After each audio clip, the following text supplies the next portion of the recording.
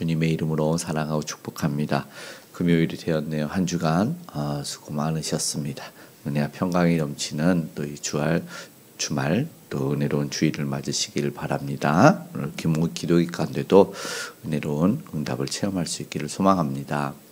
오늘 함께 살펴보는 요한계시록 13장 이제 어느덧 중반을 지나서 재앙도 이 7번째 나팔 가운데 있는 상황 속에서 환상이 보여지고 앞에 또 나온 그 짐승 다른 해산하는 여인 또 용 모습 이런 것이 나타나다가 오늘은 조금 더 다른 권세가 있는데 악한 권세가 있습니다.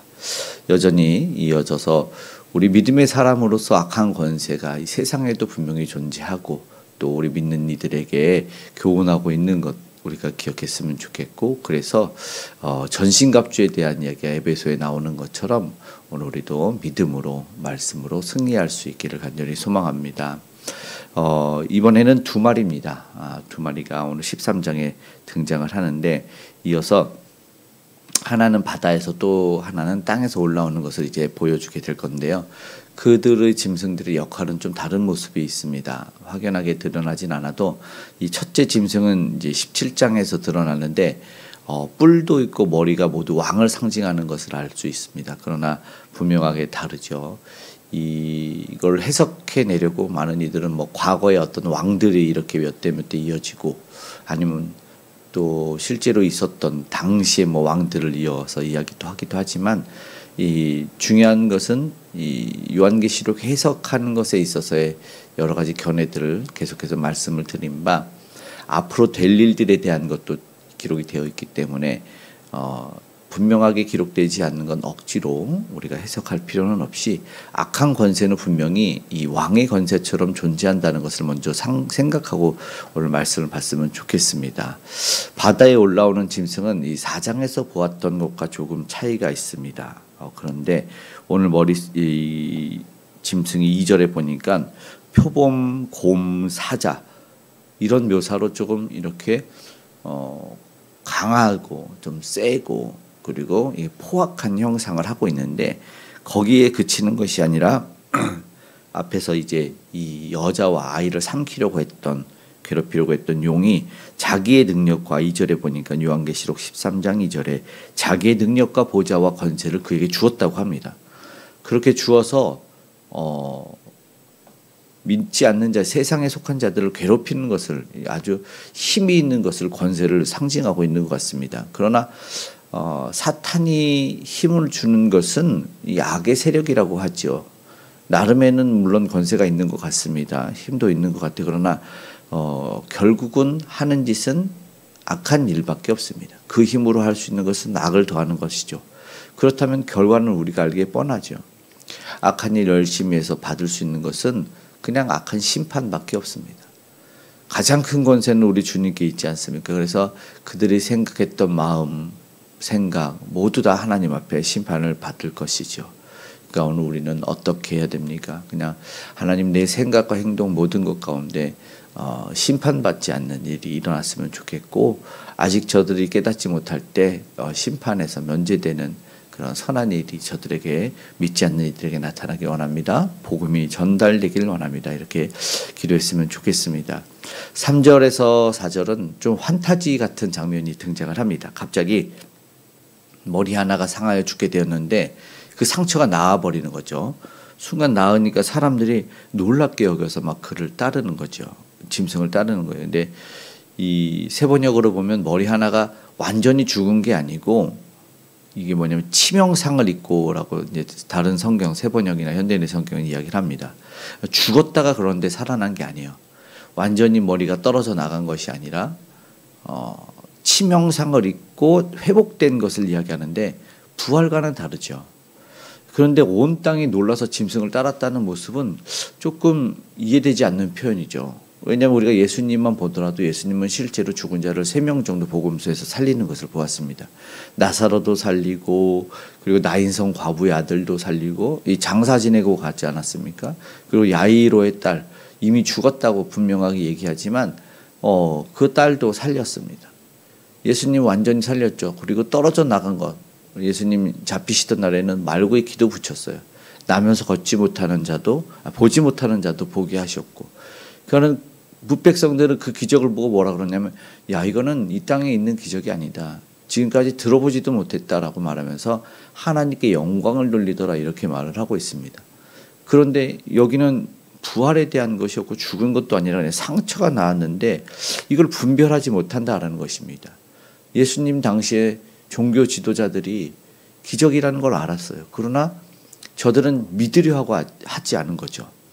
백성들은 하나님께 영광 돌리는 일로 그리스도가 오셨다, 선지자가 오셨다, 이건 하나님의 큰 권능이다라고까지도 이야기하지만 대제사장들이 오히려 그렇게 이야기를 해줘야 될 사람들이 믿지 않고 부정하고 부인하고 못 믿게 했습니다. 증거였던 나사로, 요한복음은 나사로도 죽여야겠다라고 하죠. 이게 저들의 완악한 모습이죠. 그 완악한 모습에는 결국 선택적 믿음이고, 내 믿음이 도달하지 않으면 그 모든 것도 부정하는 모습들이 나타나는데, 오늘 결국 여기에는 부활의 모습이 아니라 상처가 낫는 것에서 저들을 믿고 따른다라는 것을 볼 때, 아, 이 역시도 이 선택적이구나, 분별함이 없구나라는 것을 우리가 보게 됩니다. 그러나 내가 믿을 것을 내가 선택하는 것이죠. 이 권세, 능력, 사실은 흉내낼 수 있는 것 같아요. 그러나 주님은 죽었다가 부활하신 것, 주님은 죽은 자를 살린 것과 너무나 다른데도 불구하고 저들이 지금 깨닫지 못하고 있는 것이죠. 오늘 우리는 뭐라고요? 속지 않았으면 좋겠습니다. 분별할 수 있는 능력이 있었으면 좋겠습니다. 특별히 평안이 가짜로 와요. 부와 존귀와 영광이 가짜로 옵니다. 그런데 그것 붙잡고 그 평안이 나에게 영원할 줄 알고 쫓아가는 것이 있습니다. 현란한 불빛이 가짜였는데도 불구하고 불 속으로 뛰어드는 불나방들처럼 그런 안타까운 모습들이 오늘 우리에게 있지 않기를 바라고, 어제 말씀처럼 이 짝퉁 권세, 가짜 권세에 속지 않았으면 좋겠습니다. 그래서 오늘 깨어 분별하자, 오늘 더불어 오늘 생각하는 것이 바로 그것입니다. 이 약한 권세에 깨어 분별했으면 좋겠는데 5절에 보니까 그 특징이 나타납니다. 결국은요, 이단이라고 말하는 말이 뭡니까? 끝이 다릅니다. 뭔가 비슷해요. 복음을 가진 듯해요. 그러나 끝이 다르기 때문에 우리는 이단이라는 표현을 쓰고 있습니다. 오늘 짐승은 다른 모습이 확실하게 드러나는데 5절에 짐승의 특징, 과장하고 있고 신성을 모독합니다. 자신이 왕이고 자기가 모든 권세 다 가졌다고 말합니다. 42달의 권세, 그러니까 제한적이죠. 정확하게 42달을 어떤 기간으로 상징해서 보여주는지는 이해할 수 없을지라도 중요한 건 제한적인데 미혹되지 않아야 된다는 것이죠. 보면 한계가 있다는 것입니다. 주님은 다 알고 있죠. 말세에 대한 교훈이라는 것을 우리가 알고 있습니다. 말세에 예수님은 분명하게 미혹되는 일이 있을 거라고 이야기를 하셨습니다. 마태복음 24장에 보면은 여기 그리스도가 있다 저기 있다 해도 믿지 말라라는 것이죠. 거짓 선지자들이 일어나고 큰 표적과 기사를 할 수만 있으면 택하신 자들을 그걸로 미혹하리라, 예수님이 마태복음 24장 23절 4절에 경고를 하셨습니다. 택하신 자도 미혹한다.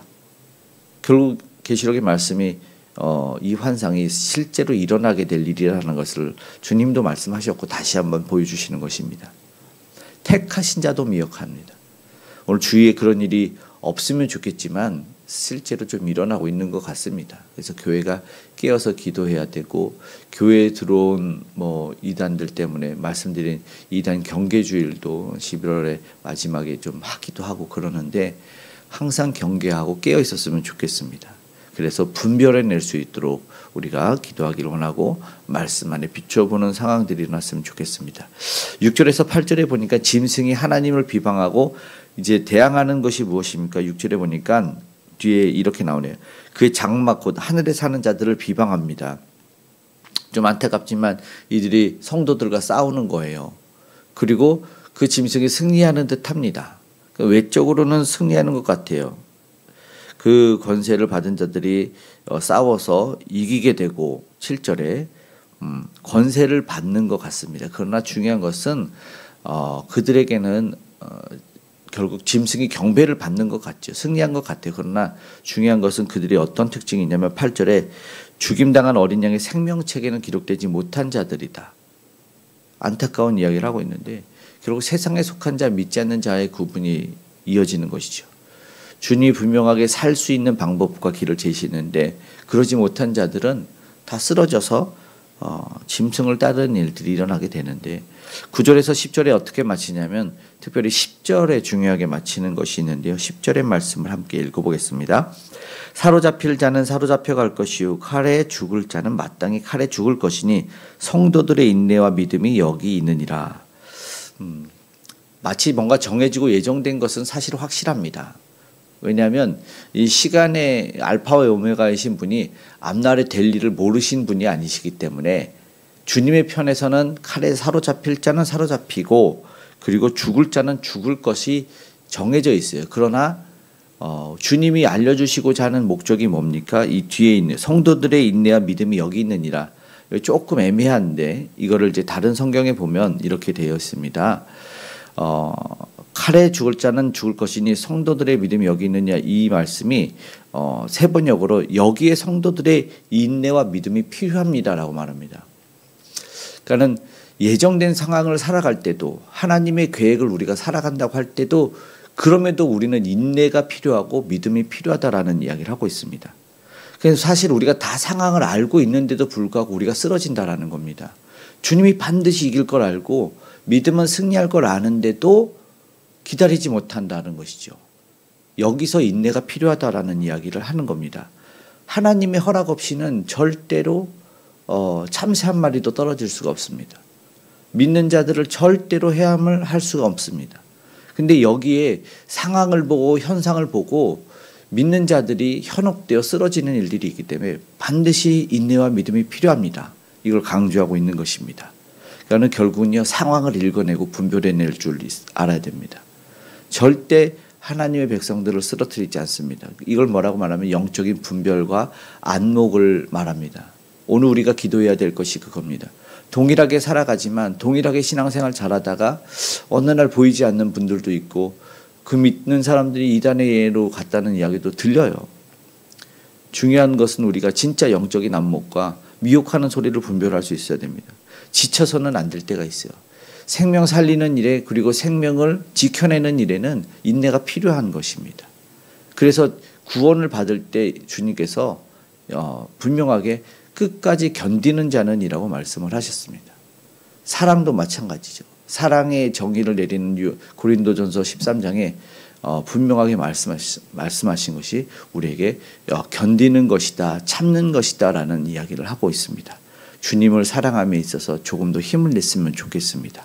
그래서 그렇게 살리는 일, 쉽게 포기하지 않는 일들이 오늘 주의 권면으로 받아들여질 때 승리할 수 있을 줄 믿습니다. 가장 크신 하나님을 오늘도 믿고 신뢰하고 조금 힘들고 이해되지 않는 상황을 인내로서 이겨낼 수 있는 저와 여러분 되시기를 간절히 소망합니다. 아멘. 기도하겠습니다. 사랑의 아버지 하나님, 이 시대에 아버지 하나님 믿음의 백성들을 삼키려 하고 넘어뜨리려 하는 악의 권세를 우리가 깨달아 분별할 수 있기를 원합니다. 하나님 오늘도 우리가 성령의 충만함을 받아 우리가 말씀과 기도로 우리 영적인 안목과 분별력이 아버지와 높아지기를 원합니다. 그래서 오늘 우리가 지지 않고 쓰러지지 않기를 원합니다. 잠시 아버지 하나님 머리가 잘리고 아버지 허리가 잘린 원수막이 악한 사탄이 괴롭히는 일들이 일어날지라도 우리는 하나님 담대히 승리할 수 있도록 도와주시고 당당하게 예수 그리스도의 이름을 부르며 승리할 수 있도록 역사하여 주시옵소서. 아직도 그렇게 주를 몰라 헤매이며 갈팡질팡하며 우유부단한 이들이 믿음의 도전 가운데 승리를 거머쥐게 하여 주시옵소서. 주의 이름을 부르는 자들이 주의 하늘의 진정한 평안을 누리게 하여 주시고 문제 해결을 주 안에서 받게 하여 주시옵소서. 아파하는 이들이 나음받기를 원합니다. 고통 가운데 이들이 회복되기를 원합니다. 특별히 주님 오늘도 동행하셔서 연약하고 힘없는 이들 또 아버지 하나님 치료받는 이들 아버지 검사받는 이들 모든 질병과 암덩어리 떠나가게 하여 주시고 무엇보다 이 시대 가운데 마음이 아픈 이들이 많아지고 있는데 하나님 그 마음 하나하나 위로하여 주시옵소서. 홀로 외롭지 아니하도록 주님 찾아가 주시고 주님 그들을 꼭 안아주시길 원합니다. 그들을 불렀음에 그들을 저 천국으로 인도하시는 분이라는 걸 알게 하여 주셔서 저들이 아버지 하나님 들고 거머졌던 있었던 모든 세상 것들 내려놓게 하시고 특별히 세상 가운데는 저들의 아버지 하나님 무기들이 총칼이 내려질 수 있도록 은혜를 더하여 주시옵소서. 아직도 예수 그리스도의 이름을 몰라 구주를 부르지 못하는 이들에게 복음을 전하고 그 아버지 하나 알려주고자 애쓰는 우리 전도자들과 선교사님들과 동행하여 주시길 원합니다. 그래서 북녘 땅에도 세계 열방에도 은혜의 복음이 흘러갈 수 있도록 역사하여 주시옵소서. 오늘도 주 안에서 살아나는 일들이 일어나기 원하며 위정자들은 주님을 경외하며 다스리고 치리하기 원합니다. 부디 이 나라 이 민족 사랑해 주셨사오니 악법이 합법화되는 일 절대로 일어나지 아니하게 도와주시고 세계 열방도 이것 알고 깨달아 아버지 바른 아버지 창조 아버지 하나님 그 원리에 따라 아버지 피조물의 위치에 올바르게 설 수 있도록 세상을 붙들어 매 주시옵소서. 오늘 추워진 날씨 가운데 강건하게 우리 믿음의 식구들을 지켜 보호하여 주시고 아프고 힘들고 괴로운 일 제하셔서 기도하는 모든 일들이 일어나되 아버지 하나님 응답받되 특별히 다음 세대 가운데 응답하여 주시옵소서. 오늘 우리 믿음의 식구들 삶의 모든 현장 가운데 아버지 산업의 현장 가운데 안전으로 지켜주실 줄 믿습니다. 오늘 우리 기도와 강구에 가장 좋은 것 주실 주님을 기대하며 고마우신 예수님의 이름으로 기도드리옵나이다. 아멘.